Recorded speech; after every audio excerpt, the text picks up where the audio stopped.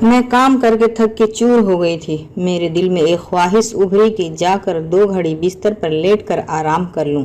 लेकिन उस घर में आराम करना मेरे लिए नामुमकिन था, क्योंकि मैं उस घर की कोई मेंबर नहीं, बल्कि मैं तो एक नौकरानी थी। मैं नीचे आंगन की सफाई कर रही थी, तभी ही वो लंबा चौड़ा सा आदमी मेरे सामने आकर खड़ा हो गया और मुझसे कहने लगा, आ जाओ, अब आकर ऊपर वाले कमरे की सफाई कर दो, जो मेरे ख्वाबगाह है। मैं जो आराम करने का सोच रही थी, उसके नए फरमाइश पर तो जैसे थकान मेरे ऊपर और भी ज्यादा हावी हो गई। मुझे हुक्म देकर वापस जा चुका था। मैं धीरे धीरे सीढ़ियां चढ़ती हुई ऊपर बनी हुई मंजिल पर गई। फिर कमरे का दरवाजा खोल दिया। कमरा था या कोई महल जैसा, सफेद पर्दों से ढका हुआ, चारों तरफ रोशनी थी। मैंने जिंदगी में पहली दफा ऐसा मंजर देखा था। उसका बिस्तर बड़ा नर्म नर्म था। अगर बिस्तर पर कोई लेट जाए तो अंदर ही धंस जाए। मेरा बदन तो ऐसी ही थकान से चूर हो रहा था। तभी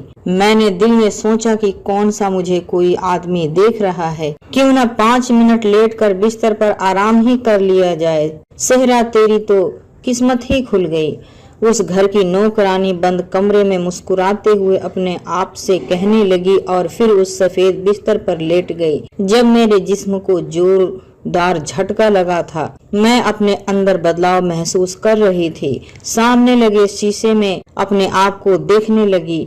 हाँ, सेहरा नहीं बल्कि कोई और बैठी थी, एकदम चमकता हुआ चेहरा लिए कोई शहजादी। मम्मी आज फिर बुरी तरह खांस रही थी। मैं जो नीचे बैठकर बाल्टी में थोड़ा सा पानी लिए बर्तन धोने में बिजी थी, मम्मी के खांसने पर पलटकर उसे देखने लगी। बेचारी मम्मी की बीमारी तो दिन ब दिन बढ़ती जा रही थी। तभी शाहिदा बाहर से खेलती हुई आई। मुझसे कहने लगी, बाजी कुछ खाने के लिए रखा है? मुझे बहुत भूख लग रही है। उसकी आंखों में साफ साफ भूख का एहसास जग रहा था। मैं नीचे मुंह करके जैसे शर्मिंदा सी हो गई। घर में आटा होना तो दूर की बात, बस उस टाइम नमक भी नहीं था। मेरा दिल बुरी तरह कटने लगा। फिर मैं उससे कहने लगी, थोड़ी देर सब्र करो शाहिदा, मैं अभी दुकान वाले चाचा के पास जाती हूँ। अगर उसने थोड़ा सा राशन सामान दे दिया तो मैं तुम्हारे लिए फटाफट एक चीनी का पराठा बनाकर दे दूंगी। मेरी यह बात सुनकर शाहिदा के चेहरे पर एक चमक आ गई। वह तो वैसे ही चीनी का पराठा खाने की शौकीन थी, इसीलिए खुशी खुशी वापस खेलने चली गई। मैंने जल्दी दुपट्टे से हाथ साफ करके फिर मुंह धोने के लिए निकल के नल पर गई और दुपट्टे से चेहरा साफ कर रही थी। तभी सालों पुरानी दीवार पर लगे शीशों पर मेरी नजर गई। मेरा काला चेहरा उसमें साफ दिखाई दे रहा था। चेहरे पर मौजूद दाने और फुंसियों के निशान बदसूरती का एहसास मुझे बुरी तरह दिला रहे थे। मेरी बदसूरती के तो क्या कहने, शायद मुझे भी मेरी बदसूरती देखकर शर्म आ जाए। मैं अपने आप का मजाक हुस्न की हद तक उड़ा दी थी। मेरी माँ और मैं दोनों ही काले थे, यह बदसूरती मुझे उनसे विरासत में मिली थी। लेकिन शाहिदा जो मुझसे छोटी थी, बल्कि बहुत ज्यादा, करीब करीब 7 साल छोटी थी, वह मुझसे उसकी रंगत मेरे मुकाबले में सांवली थी, लेकिन मैं इतने काले रंग की नहीं थी। मेरे सफेद दाग मेरे चेहरे पर अलग ही चमकते नजर आते थे। मैं बाहर जाती तो अगर कोई थोड़े मिनट भी मेरे चेहरे पर नजर देता तो जल्द ही मुझे पता चल जाता कि वह यकीनन मेरी बदसूरती को इतने गौर से देख रहा है। मैं जहाँ भी जाती चेहरे पर नकाब कर लेती। कभी कभार आईना देखते हुए दिल की शिकवा भी निकलता था। बनाने वाले थोड़ा मुझ पर भी रहम खा लेता। कम से कम आईने में मुझे अपना चेहरा देखते हुए शर्म तो ना आती। बचपन में तो मैं साथ वाली लड़कियों भी मजाक बना देती थी, लेकिन जब मुझे उन बातों को कोई न समझ पाती थी। जैसे जैसे बड़ी हुई, पास के लोगों ने एहसास दिलाना शुरू कर दिया कि चेहरा तो बहुत काला है, तेरे ऊपर तो मेकअप भी ना अच्छा लगेगा। कभी कोई मोहल्ले का बच्चा रोता तो उसकी मजाक ही मजाक में उसकी माँ कहती, अगर तू चुप ना हुआ तो सेहरा को बुला लूंगी। मैं जानती थी कि मेरे दोस्त मुझे पीछे से काली डायन या काली चुड़ैल के नाम से बुलाते हैं। पापा कई सालों पहले मर चुके थे। मम्मी ने सारी जिंदगी लोगों के घरों में काम करके चलाया था। ताकत से ज्यादा काम करने की वजह से उनकी हिम्मत टाइम से पहले ही जवाब दे गई थी। अब मोहल्ले की औरतें आती हैं तो मुझे कहती हैं कि सेहरा कौन सा तेरा बड़ा भाई है, अब तू ही घर को चलाना है तो कहीं काम पर लग जा या किसी के घर ही काम कर लेती कि तेरे घर का गुजारा ही चल सके। मुझे उनकी बातें बहुत तकलीफ देती थी। मैं सोचती थी कि मैं किसी फैक्ट्री में काम कर लूं, लेकिन किसी के घर के नौकरानी बनकर काम करना मुझे मंजूर नहीं था। इसीलिए अभी तक मैंने कहीं भी काम नहीं ढूंढा था और माँ के बस में नहीं था कि लोगों के घरों में काम करे। धीरे धीरे गरीबी ने इतनी मजबूती से अपने नीचे हमारे घर में कदम रख दिए थे कि आज नमक तक मौजूद नहीं था। फिर मैंने अपनी बड़ी सी काली चादर ओढ़ी और सोचा कि किराने की दुकान वाले चाचा से थोड़ा सा राशन ले आती हूँ। यही सोचकर मैंने कदम उस दुकान की तरफ उठाया। शुक्र खाकर मैं दुकान पर कोई आदमी मौजूद नहीं था, सिर्फ चाचा ही बैठा था। फिर मैं चाचा के पास गई और उनसे कहने लगी, चाचा मुझे थोड़ा सा राशन चाहिए, उधार में अगर आप दे दोगे तो आपकी बहुत मेहरबानी होगी। मेरी बात सुनकर वह दुकान वाला चाचा मुझे घूरने लगा और बोला, पहले ही मेरी दुकान नहीं चल रही है, ऊपर से तू रोज रोज उधार राशन ले जाती है। पहले वाले पैसे कौन सा तेरी माँ ने चुकाई है? तुम दोनों माँ बेटी का तो लगता है कि मेरी दुकान को खाली करने का इरादा है। वह मुझे बातें सुनाने लगा, लेकिन मुझे उसकी बातों से कोई परेशानी नहीं थी। मुझे अपनी बहन का पेट भरना था, इसीलिए मैं उसकी बातें सुनने पर मजबूर थी। फिर मैंने चाचा से कहने लगी, अभी थोड़ा सा राशन दे दो, 4 महीने बाद मैं खुद दे दूंगी। वह आगे टेबल पर बैठे मुंह बनाने लगा, लेकिन शुक्र था कि वह मुझे राशन देने पर राजी था। जल्दी जल्दी राशन लिए और घर आ गई। राशन थोड़ा था लेकिन था हमारे 1 हफ्ते का गुजारा चल जाता। जल्दी जल्दी शाहिदा को रोटी बना कर दिया और मम्मी के लिए भी एक पतली सी रोटी बनाकर रख दी। तभी बराबर वाली आंटी चली आई, मम्मी को देखने लगी। उनकी हालत दिन ब दिन खराब होती जा रही थी। फिर मुझे कहने लगी कि सेहरा तेरी माँ की हालत कितनी खराब हो रही है, उसे तो दवाई और गोलियों की जरूरत है। उनकी बात सुनकर मैंने शर्मिंदगी से सर झटक लिया। फिर मेरा ख्याल है कि आंटी से कहने लगी कि खाला घर में 1 रुपया नहीं है, मैं कैसे माँ का डॉक्टर के पास ले जाऊं। खाला आंटी मुझसे कहने लगी कि देख, जब भी तुझे समझाती हूँ कि कहीं मेहनत मजदूरी कर ले, किसी के बर्तन मांज ले ताकि तेरे हाथ में 4 पैसे हो, अब तूने ही घर को चलाना है। मैं चुप थी क्योंकि उसके सिवा मेरे अब कोई रास्ता नहीं बचा था। फिर खाला को कहने लगी, खाला कल मैं आपके साथ चलूंगी, आप मुझे किसी के घर पर काम दिलवा देना। खाला ने हाँ में सिर हिला दिया। दूसरे दिन खाला के साथ काम ढूंढने निकल पड़ी। पूरा दिन सड़कों पर घूमती रही, काम मांगने के लिए बड़ी बड़ी कोठियों के दरवाजे बजाकर पूछती रही, लेकिन मेरी किस्मत इतनी बुरी थी कि किसी ने भी काम पर नहीं रखा। मैं रात को आकर फिर शीशे के सामने खड़ी हो गई।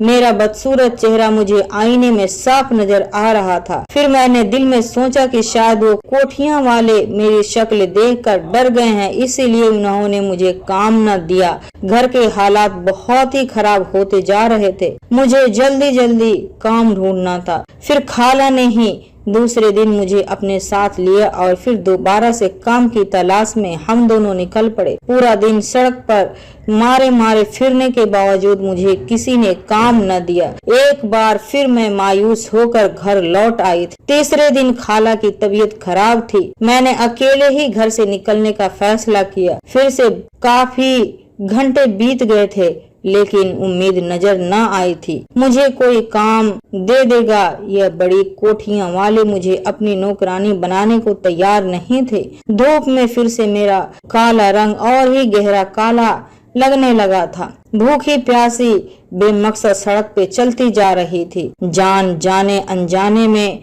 मेरे कदम इस तरफ उठ गए जहां पर कोई घर नहीं था। मैंने पीछे मुड़कर देखा तो मैं उस पोश इलाके से काफी आगे निकल गई थी। यूं ही मेरी नजर जंगल में बनी एक बड़ी सी शानदार कोठी पर पड़ी। बिना डरे देखने पर बहुत ही बड़ी ही खूबसूरत नजर आ रही थी। मैंने दिल में सोचा कि आसपास कोठी में अपनी किस्मत आजमा कर देखती हूँ, हो सकता है यहाँ के मकान मालिक मुझे अपने यहाँ काम पर रख ले। इतनी दूर तक चलने के बाद ही मैं उस कोठी तक पहुँच पाई कि कोठी पर कोई चौकीदार मौजूद नहीं था। मैंने जो ही गेट बजाया, खोलने वाला एक आदमी था जो मुझे बड़े गौर से देख रहा था। मैं उसके गौर से देखने का मतलब समझती थी। शायद उसने जिंदगी में मेरे जैसे बदसूरत लड़की न देखी थी, इसीलिए वह मुझे गौर से देख रहा था। मैंने उससे कहा, साहब जी, मैं काम के लिए आई हूँ, मुझे काम की जरूरत है। मेरे घर के हालात बहुत खराब हैं।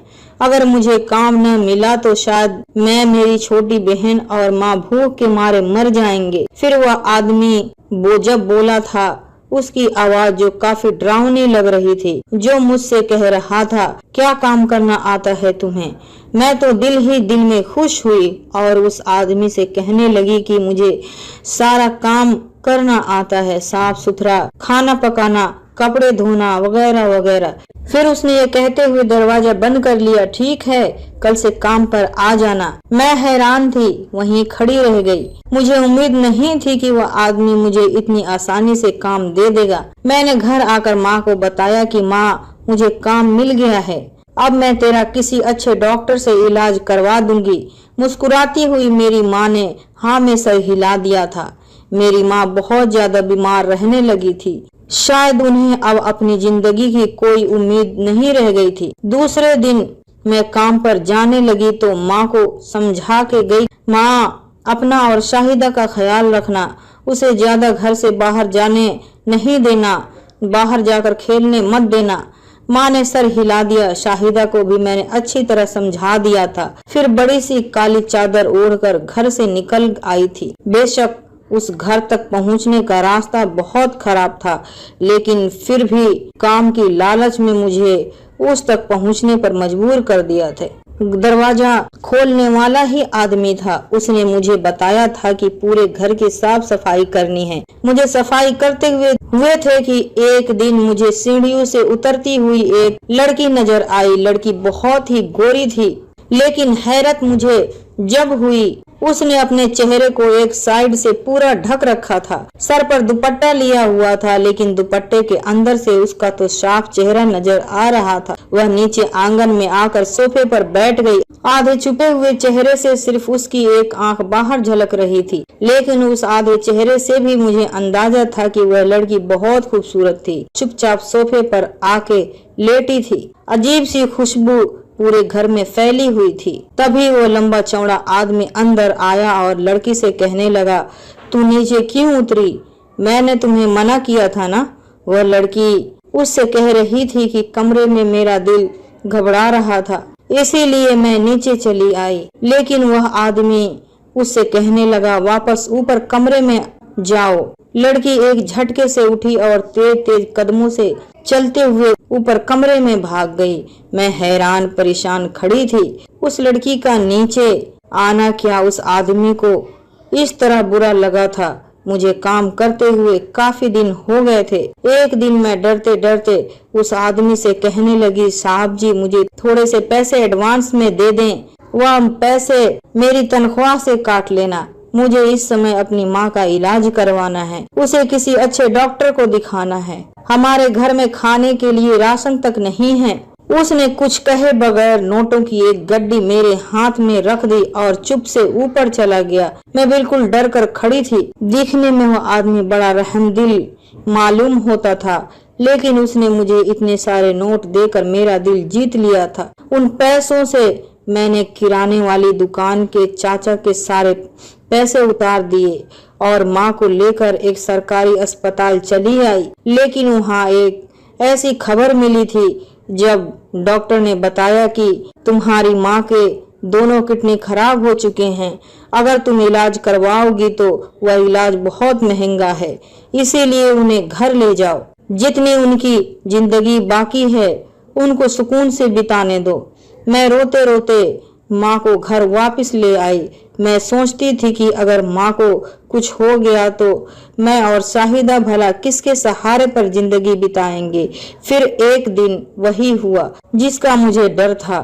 एक रात माँ सोई तो वह दोबारा ना उठ सकी। मेरी और शाहिदा की तो दुनिया ही पलट कर रह गई थी। हम दोनों उस दुनिया में अकेले रह गए थे।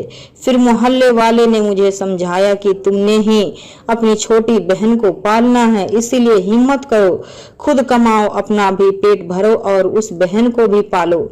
मैं चुपचाप आंसू बहा रही थी। मुझे उसकी बातों की संगीनी अंदाजा नहीं था कि माँ के मरने के 3 दिन बाद मैं वापस काम पर जाने की तैयारी में लगी थी। शाहिदा को अपनी खाला के घर भेज दिया था। पूरा दिन उसने वहाँ पर रहना था। फिर मैं शाम को जाकर उसे अपने साथ ले आती। मैं पैदल चल चल कर उस कोठी तक पहुँच गई। फिर उसके अंदर जाकर कामकाज करने लगी। मैं कामकाज करने में बिजी थी, तब भी गर्दन मुड़ाकर पीछे देखने लगी। वह लंबा चौड़ा आदमी मेरे पीछे खड़ा मुझे गुस्से से देख रहा था। यकीनन इसीलिए गुस्सा था कि मैंने इतने दिन से काम पर नहीं आई थी। मैं सर झुकाकर कहने लगी, साहब जी, मेरी माँ का इंतकाल हो गया था, इसीलिए मैं काम पर ना आ सकी। मैं उसे धीमे लहजे में बता रही थी। जब भी उसने मुझसे कहा, जिसे सुनकर मैं हैरान परेशान हो गई। वह मुझसे कहने लगा, तो क्या हुआ अगर तुम्हारी माँ मर गई? मरना तो आखिर सबको है। हमारा तो पूरा कबीला मर गया था, लेकिन फिर भी हम तुम्हारी तरह रोनी सूरत बनाकर नहीं घूमते थे।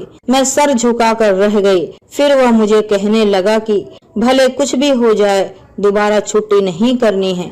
3-4 दिन सफाई न करने की वजह से पूरा घर मिट्टी से भरा हुआ था। इतनी साफ सफाई करने के बावजूद घर किसी भी तरह साफ नहीं दिख रहा था और मैं थकन से चूर हो गई थी। तभी मैं उस आदमी के ख्वाबगाह तक गई और उसके नरम मुलायम बिस्तर पर लेटकर आराम करने लगी। मैं अभी लेटी ही थी कि मेरे जिस्म को जोरदार का झटका लगा और मैं उठकर बैठ गई। मेरी नजर सामने लगे शीशे पर पड़ी थी, जिसमें मुझे अपने बजाय किसी और की शक्ल नजर आ रही थी, लेकिन वह लड़की बहुत खूबसूरत थी। मैंने आंखें फाड़ फाड़ कर देख रही थी। मैं तो नहीं, फिर कौन है? मैंने अपने हाथ पांव के तरफ देखा तो काले रंगत वाले मेरे हाथ पांव एकदम गोरे से दिख रहे थे। मेरा पूरा वजूद बिल्कुल तब्दील हो चुका था। मैं अपने आप में न थी। अपने आप को घूम घूम कर देखने लगी। आईने में मैं नहीं बल्कि कोई शहजादी। मेरे चेहरे पर खुशी ही खुशी थी। मुझे ऐसा लग रहा था जैसे मैं आसमान पर उड़ रही हूँ। तभी कमरे का दरवाजा एकदम से खुला। वह लंबा चौड़ा पूरी तरह से आदमी अंदर आया और मुझे गौर से देखने लगा। मैं अपनी खूबसूरत आंखें उठाकर उसे देख रही थी। उसके पीछे वही आधा चेहरा ढकी लड़की भी खड़ी थी। उसे देखकर मैं चौंक गई। मुझे ऐसा लगा कि मैं थोड़े मिनट तक कुछ बोल पाने की स्थिति में नहीं थी। उस लड़की का आधा चेहरा बिल्कुल मेरी बदसूरत शक्ल की जैसा हो गया था। मैं हैरान थी कि उसके रूप में मैं अपने आप को देख चुकी थी और वो मेरे रूप में ढल चुकी थी। वह आदमी मुझसे कहने लगा, कैसी लगी तुम्हें यह बदलाव? मैंने नजरें झुका ली।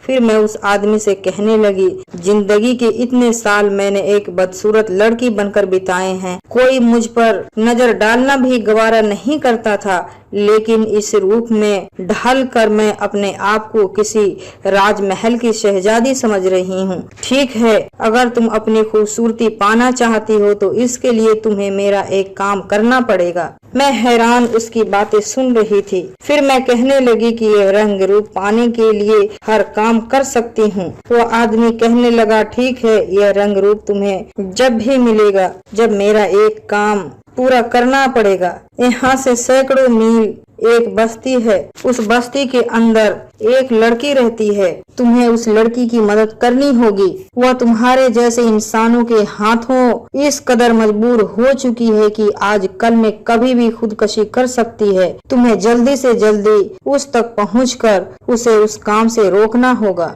मैंने उसकी बातें हैरानी से सुन रही थी। फिर मैं उससे कहने लगी, वह लड़की कौन है? आखिर मैं ही उसकी मदद क्यों कर सकती हूँ? आखिर मैं ही उसकी मदद क्यों कर सकती हूँ? तुम उसकी मदद इसीलिए कर सकती हो क्योंकि तुम इंसान हो, जबकि हम जिन हैं। और जिन्नात भले ही कितने ताकतवर क्यों न हो जाए, लेकिन वह ऐसे काम होते हैं जो सिर्फ इंसान ही कर सकते हैं। मैं उनके मुंह से यह बातें सुनकर उछल पड़ी। तो क्या इतने दिनों से मैं जिन्नात के घर रह रही थी? इंसानों का नहीं बल्कि जिन्नात का घर है ये। जिन्नात मुझसे कहने लगा, जल्दी करो, मेरे पास टाइम बहुत कम है, मुझे हर सूरत में उस लड़की को बचाना है। फिर मैं उसकी हिदायत पाकर जल्दी जल्दी घर से निकली और जंगल की तरफ जाने लगी। चल चल कर मेरे पांव थक गए थे, लेकिन वह बस्ती मुझे कहीं भी नजर नहीं आ रही थी। जंगल में भागती फिरती काफी देर हो गई, तभी मुझे बने हुए मकान नजर आने लगे। मेरे दिल में खुशी की लहर दौड़ गई। मैं जल्दी जल्दी उन मकानों की तरफ बढ़ने लगी। यकीनन वही बस्ती थी जिस व्यक्ति को जिन्नात ने मुझे कहा था। आखिरकार मैं उस बस्ती तक पहुंचने में कामयाब हो गई। फिर उस बस्ती में से गुजरने वाले एक एक आदमी से रुककर पूछने लगी, इस बस्ती में मुझे एक लड़की से मिलना है जो बहुत परेशान और मायूस है।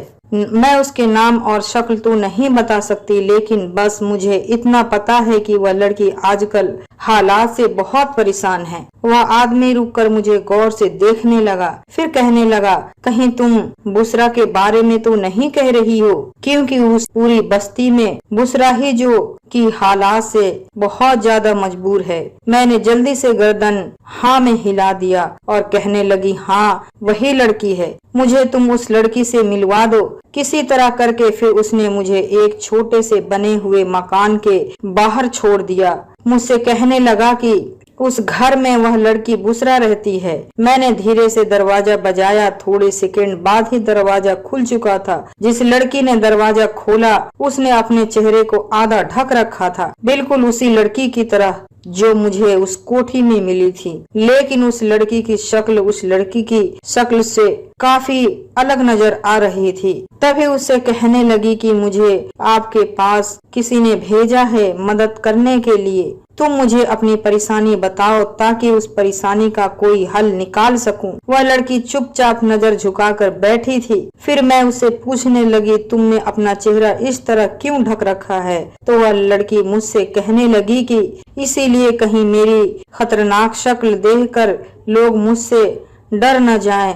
मैं हैरान होकर उसे देखने लगी, उससे बातें करने लगी। मुझे अपना चेहरा दिखाओ तो मैं देखकर नहीं डरूंगी। फिर मैं उससे अपने आप के बारे में बताने लगी कि किस तरह मैं एक निहायत ही बदसूरत लड़की थी और फिर भी अपना जिंदगी गुजार रही थी। मेरी बात करने पर उसने अपना चेहरा मुझे दिखाया, जिसे देखते ही मेरी चीख निकल गई। उस लड़की का आधा चेहरा बिल्कुल जला हुआ था, आंख की जगह सिर्फ निशान बाकी था और आधे होंठ पिघलकर बिल्कुल ही खत्म हो चुके थे। कान की जगह पर भी सिर्फ निशान बाकी था। उसका आधा चेहरा बिल्कुल गर्दन तक जला हुआ था। उसे देखकर मैं बिल्कुल डर कर बैठ गई थी। मेरे मुंह से आवाज तक न निकल पा रही थी। फिर मैं उससे कहने लगी कि तुम्हारा यह हाल किसने किया या किसी हादसे ने तुम्हें इस हालत तक पहुंचा दिया है? फिर उसने अपने चेहरे को वापस ढक लिया और मुझसे कहने लगी कि मेरे इस बदसूरत चेहरे को बनाने में किसी और का नहीं बल्कि उस बस्ती के लोगों का ही हाथ है। मैं गुस्से में खड़ी हो गई और उस लड़की से कहने लगी, बताओ किस आदमी ने किया है ये सब? कौन है जिसने तुम्हें इस हाल तक पहुंचाया है? इतना जुल्म वह भी एक लड़की के साथ कोई भला कैसे कर सकता है? फिर उसने मुझे हाथ के इशारे से बैठने को कहा और मुझसे कहने लगी कि मैं नहीं, इस बस्ती के लोग पहले भी कई लड़कियों के साथ ऐसा कर चुके हैं। इस बस्ती के लोगों को किसी पर इस तरह ही टूट पड़ते हैं। वह लोग इस लड़की का यही हाल करते हैं। मैं भी आज से 1 साल पहले की बात है, मैं खूबसूरत लड़की थी। माँ बाप के मरने के बाद मैं अपने खाला के घर में रहती थी। उनके घर में रहने की कीमत में उनके घर का सारा काम कर दिया करती थी। मेरी आंखें और गालों में पड़ते हुए डिंपल मुझे सब लड़कियों से अलग बनाते थे। मेरी खाला की लड़कियां बहुत ही सांवले रंग की थी। उनकी आंखें छोटी छोटी थी। जब घर पर खाला के सामने या उनकी लड़कियों के सामने कोई मेरी तारीफ करता तो वह जलन के मारे उनका बुरा हाल हो जाता। मेरी खूबसूरती में मेरा कोई मुकाबला नहीं कर सकता था, बल्कि मेरी खूबसूरती तो उस रब की अदाकारी थी जो सबकी बनाता है। लेकिन खाला और खाला की सारी बेटियां मुझसे बुरी तरह जलने लगी थी। वह मुझसे एक साथ ही सारे घर का काम काज करवाया करती थी ताकि यह भी हमारी तरह बदसूरत बन जाए। मुझ पर जवानी का जोश और उत्साह, जवानी में खूबसूरती भी कमाल की ही होती है। एक दिन जब मेरी बड़ी वाली कजन आशिया के रिश्ते वाले आए थे, खाला ने मुझे कहा कि तुम सिर्फ किचन तक ही रहना, आगे मत आना। बुरा हो मेरी किस्मत का, जब हाथ धोने के बहाने एक औरत किचन में आ गई थी। उसने मुझे किचन में काम करते हुए देख लिया था। वह मुझे देखकर हैरान थी। शायद मेरी खूबसूरती ने उसको अपने दिमाग में जकड़ लिया था। तभी वह अंदर जाकर खाला से बातें करने लगी कि जो लड़की किचन में काम कर रही है उस लड़की को सामने बुलाया जाए। खाला ने न चाहते हुए भी मुझे बुलाया। सारी औरतें आशिया के बजाय मेरे लिए रिश्ता डालकर चली गई। वह लोग तो चले गए, लेकिन खाला ने मुझे चुटिया से पकड़कर इतना मारा कि मेरी रूह भी तड़प कर रह गई थी। लेकिन उनके हाथ किसी तरह भी रुकने का नाम नहीं ले रही थी। खाला मुझ पर इल्जाम लगा रही थी कि जानबूझकर मेहमानों के सामने आई थी। उसकी बेटियां और मुझे कहने लगी कि तुम्हें ज्यादा शादी की आग लगी है, सारी जिंदगी यहीं पड़े पड़े खत्म हो जाएगी, लेकिन मैं तुम्हारी शादी नहीं करूंगी। खाला और उसकी सारी बेटियां मुझे पीट कर चली गई। मैं अपने जख्मों पर मरहम लगाने वहां अकेली रह गई। खाला ने मुझे इतना मारा था कि मेरा जिस्म उठने से भी इनकार कर रहा था, लेकिन फिर भी उस हालत में मैं घर का सारा काम करती फिर रही थी। लेकिन शायद अभी मेरे साथ और भी कुछ बुरा होना बाकी था। खाला के नंद का बेटा उसके घर में चला आया। आशिया और उसकी दोनों बहनें उसके पीछे आगे घूम रही थी। वह लड़का बहुत नेक दिल और खूबसूरत, ऊपर से उसकी सरकारी नौकरी लग चुकी थी। इस गांव में वह एक सरकारी स्कूल में पढ़ाने आया था। मैं ज्यादा उस लड़के के सामने नहीं जाती थी, फिर भी वह लड़का भी मुझे पसंद करके चला गया। इसी गुस्से में खाला ने मेरे को ऐसे नोच डाला जैसे मैं कोई रुई हूँ। खाला कह रही थी कि खूबसूरती का फायदा उठा रही है, गांव के मर्दों को फंसा रही है। तुम लोग कुछ करो वरना उस गांव की सारी बहनें बेटियां बर्बाद हो जाएंगी। उन्होंने गांव के सारे लोगों को इतना उकसाया कि मेरी जिंदगी हमेशा हमेशा के लिए बर्बाद कर दी गई। एक रात जब मैं अपने बिस्तर पर सोई थी कि खाला और गांव के थोड़े लोगों ने मिलकर साजिद के जरिए मुझे इतना तड़पा तड़पा कर मारा कि मेरा बुरा हाल कर दिया। दूसरे दिन मैं जख्मों से चूर चूर होकर किचन में काम कर रही थी। खाला ने इतना भी रहम नहीं खाया कि मेरी हालत ऐसी है और फिर भी मुझसे काम करवा रही थी। तभी मैं पानी गर्म कर रही थी कि अचानक मुझे चक्कर आया और उस गर्म पानी में मैं गिर पड़ी। गर्म पानी में गिरने की वजह से मेरा आधा चेहरा बुरी तरह जल गया था। अब मैं खूबसूरत से बदसूरत बन गई थी। मैं चीख मार मार कर तड़प उठी, लेकिन किसी ने सामने आकर मेरी फरियाद न सुनी, क्योंकि उस गांव में कोई मेरा अपना नहीं था। फिर गांव के लोगों ने फैसला किया कि क्योंकि वह लड़की बहुत बेकार है, इसीलिए अल्लाह ने उसे सजा दी है। गांव के कमरे में रखा जाएगा निशानी के तौर पर। जब से मैं इस कमरे में रह रही हूँ, गांव का कोई भी आदमी मुझे एक टाइम का खाना देकर चला जाता है और मैं अपनी जिंदगी इसी कमरे में बिता रही हूँ। अब तो सोचती हूँ कि अपनी जिंदगी खत्म ही कर लूँ, क्योंकि यह जिंदगी मुझे बहुत बोझ लगने लगी है। मैं उस लड़की की कहानी किसी भूत की तरह सुन रही थी। इतना जुल्म, वो भी एक यतीम लड़की के साथ। फिर मैं उसके आगे गिड़गिड़ाने लगी, और उससे कहने लगी कि तुम जो भी कहोगी तुम्हारे लिए करने को तैयार हूँ, बताओ मैं तुम्हारे लिए क्या कर सकती हूँ। वह लड़की उदास होकर मुझसे कहने लगी, मैं सिर्फ एक बार जावेद से मिलना चाहती हूँ और उसको बताना चाहती हूँ कि मैं कोई बेवफा लड़की नहीं थी, बल्कि साजिश की तहत ड्रामा रचाया गया था। वह गांव वालों की बातों में तो आकर मुझे छोड़ गया था।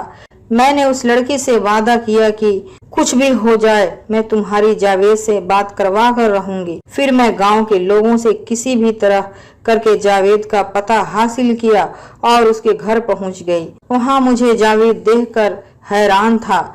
मैंने उससे कहा कि मैं तुम्हारे पास किसी वजह से आई हूँ और किसी ने मुझे यहाँ पर भेजा है। मैंने उससे कहा कि वह लड़की जिससे तुम प्यार करने लगे थे, आज उसे इस हाल में छोड़कर तुम्हें यहाँ भाग कर आ गए हो, जबकि उसे तुम्हारी बहुत जरूरत है। वह नजरें झुका लिया और मुझसे कहने लगा, वह लड़की सही नहीं है। गांव वालों का कहना है कि वह किसी लड़के के साथ पकड़ी गई थी। तो मैंने उससे कहने लगी कि यह सब तुम्हारी बुआ और उसकी बेटियों की साजिश है। वह तुम्हारी बुआ की बेटियों ने ड्रामा रचा था। उस लड़की के किरदार बिल्कुल अच्छा है। अगर तुम्हें यकीन नहीं आता तो चलो मेरे साथ। उस बस्ती में एक लड़के को तुम्हारे सामने लाकर रख दूंगी जिसने सब कुछ तुम्हारे बुआ के कहने पर किया था। जावेद मुझे सुनते ही खड़ा हो गया। मेरी कुछ बातों से उसे यकीन हो रहा था। मैं जावेद को लेकर उस बस्ती में आ गई। जिन्नात मेरी काफी मदद कर रहे थे। फिर मैंने दिल ही दिल में उन जिन्नात से मदद मांगी और उस लड़के को अपने सामने लाकर खड़ा कर दिया और जावेद के आगे गिड़गिड़ाकर बोलने लगा। उस औरत ने मुझे लालच दिया था कि वो अपनी बेटी की शादी मेरे साथ करवा देगी, पर अपनी आधी दौलत मेरे नाम करवा देगी। उस लालच में आकर मैंने उसके कहने पर यह सारा काम किया था। जावेद ने उसे इतना मारा कि उसके जिस्म से खून बहने लगा। उसके दिल में एहसास होने लगा था कि एक घटिया औरत और उसकी बेटियों की साजिश की वजह से एक लड़की की जिंदगी बर्बाद हो चुकी थी। फिर वह बुसरा के पास गया। उसे कहने लगा, मुझे तुम्हारी बदसूरती से कोई खौफ नहीं। मैं अब भी तुम्हें अपनाने के लिए तैयार हूँ, क्योंकि मैंने सच्चे दिल से तुमसे मोहब्बत की थी। बुसरा भी प्यार भरी नजरों से उसे देख रही थी। जावेद ने बड़े प्यार से उसका हाथ थाम लिया। फिर अपने जेब से अंगूठी निकालकर बुसरा के हाथों में पहना दी। मैं उन दोनों के मिलन पर बेहद खुश थी। मुझे यकीन नहीं आ रहा था कि जावेद ने बुसरा को अपनाकर अपनी मोहब्बत अमर कर दी थी। मेरा काम खत्म हो गया था। अब मुझे जल्दी जल्दी उस कोठी की तरफ जाना था। अपना यह रंग रूप हमेशा हमेशा के लिए पाना था। मैं तेज कदमों से चलते हुए अपनी मंजिल की तरफ बढ़ने लगी। जब मैं कोठी में पहुंची तो उस कोठी में वह आदमी मौजूद था, लेकिन लड़की गायब थी। तो मैं उस आदमी से कहने लगी कि मैंने तुम्हारा काम कर दिया है, अब तुम भी अपने वादे के मुताबिक हमेशा हमेशा के लिए मुझे खूबसूरत लड़की में ढाल दो। मैं अपनी बदसूरती से बहुत तंग हूँ। तो वह मुझे कहने लगा, तुम किस कदर नादान लड़की हो। मैंने सिर्फ नसीहत के तौर पर तुम्हें बुसरा का हाल बताया था। वह अपनी खूबसूरती की वजह से अपनी जिंदगी को इस तरह आजाब में गिरफ्तार हो चुकी थी और तुम अभी अपनी खूबसूरती को पाना चाहती हो। सोच लो, समझ लो, उसकी बातें तारीफ की काबिल थी। मैंने यह सोच ही लिया था कि बुसरा की उसकी खूबसूरती ही उसकी बर्बादी की वजह बनी थी। आजाब में गिरफ्तार हो गई थी। और फिर मैंने सोचा, अगर कोई मेरे साथ भी ऐसा करे तो मुझे यह खूबसूरती नहीं चाहिए। यह रंग रूप एक आजाब की तरह होता है जो लोगों को कभी भी अपनी जिंदगी जीने नहीं देता। फिर मैंने उस जिन्नात से कहा, तुमने बुसरा के साथ तो बहुत अच्छा कर दिया और जावेद के साथ उसकी जिंदगी संवर गई, लेकिन उसकी खाला और उसकी बेटियों को भी तो सबक मिलना चाहिए था। उन्होंने बुसरा के साथ क्या क्या किया था। वह मेरी बात सुनकर मुस्कुराने लगा, कहने लगा, खाला और उसकी बेटियों के दुनिया में सजा मिल गई थी। शायद तुमने उस कहानी को उस पहलू पर गौर नहीं किया। वह तीनों एक कार एक्सीडेंट में हमेशा के लिए ये दुनिया छोड़कर जा चुकी हैं। जिन्नात के चेहरे पर बहुत खुशी थी और वह खुशी महसूस कर रहा था और कह रहा था, मेरी बीवी बहुत खुश है, तुमने एक अच्छा काम किया है। लेकिन देखो, खूबसूरती और बदसूरती ही अल्लाह की बनाई चीजें हैं। किसी के लिए खूबसूरती सजा बन जाती है तो किसी के लिए बदसूरती। तुम बताओ कि तुम्हारे लिए किस चीज में खुशी है।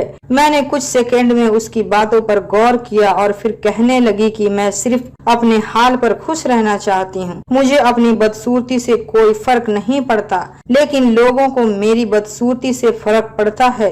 वह मुझ पर तरह तरह के जुमले कहते हैं, मेरा मजाक बनाते हैं और मुझे मुख्तलिफ नामों से पुकारते हैं।